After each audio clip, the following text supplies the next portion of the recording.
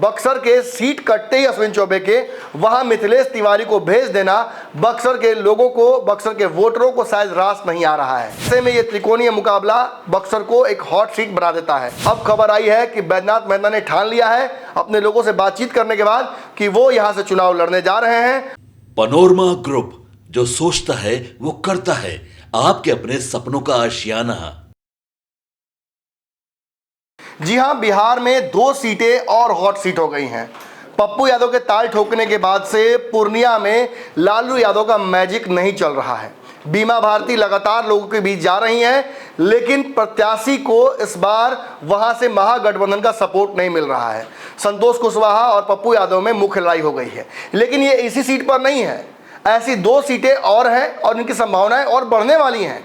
आपको बता दें कि बक्सर और सुपौल की सीटें हैं। इन सीटों पर भी कहीं ना कहीं मुकाबला त्रिकोणीय होता नजर आ रहा है और पप्पू के बागी होने के बाद से ये तेवर बाकी सीटों पर भी नजर आने लगे हैं।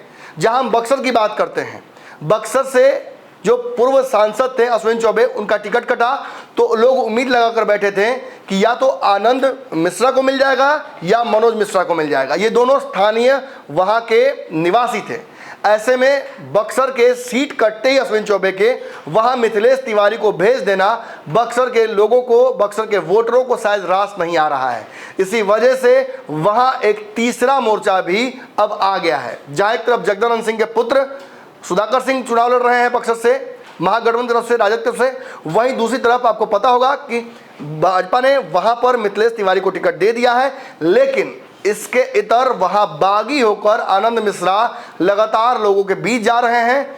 एक तरफ जहां अश्विन चौबे खुद विरोध कर रहे हैं, वर्तमान जो प्रत्याशी हैं उनका, वहीं आनंद मिश्रा भी इनका विरोध कर रहे हैं। ऐसे में ये त्रिकोणीय मुकाबला बक्सर को एक हॉट सीट बना देता है। सबकी नज़रें मनोज मिश्रा पर हैं कि आखिर वो किस तरफ अपना सपोर्ट देते हैं। अगर मनोज मिश्रा चुप रह जाते हैं तो निश्चित तौर पर इसका नुकसान मिथिलेश तिवारी को होना है, जो पहले से आनंद मिश्रा की वजह से परेशान है। ऐसी एक और सीट है सुपौल की सीट। सुपौल की सीट पर यह अंदाजा लगाया जा रहा था कि दिलेश्वर कामत को टक्कर देने के लिए एक्स IRS NDA से टिकट प्राप्त कर लेंगे, लेकिन RLM को एक ही सीट मिलने की वजह से उनका वहां से संभावनाएं समाप्त हो गई। बाद में खबर आई कि RJD x IRS Baidyanath Mehta को वहां से टिकट दे सकती है, लेकिन वहां से भी चंद्रहंस चौपाल को टिकट दे दिया गया।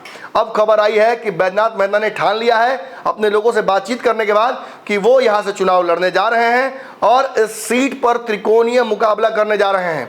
भारत लाइव से एक्सक्लूसिव बातचीत के दौरान देखिए उन्होंने क्या कुछ कहा है। ताकि दिलों में मैं राज करता हूं, उनके दिलों में मैं बस गया हूं और उनकी आवाज़ के लिए, उनकी जन भावना को ध्यान में रखते हुए मैं निश्चित रूप से चुनाव मैदान में आऊँगा। पनोरमा ग्रुप, जो सोचता है वो करता है। अगर ये वीडियो पसंद आई और वह बिहार के राजनीति और बिहारियत से सरोकार रखेनी तो सब्सक्राइब बटन दबा के चैनल के सब्सक्राइब कर ली। ओजे एगो घंटी बा, ओकरा बटन दबा देला से कुल सटीक और मारक खबर रुआ मुफ्त में मिल जाई। अगर रुआ पत्रकारिता के हमनी के नया प्रयोग में सहयोग कर चाहतानी तो ज्वाइन बटन दबा दी। पेटीएम नंबर नोट कर ली 9386816700। धन्यवाद।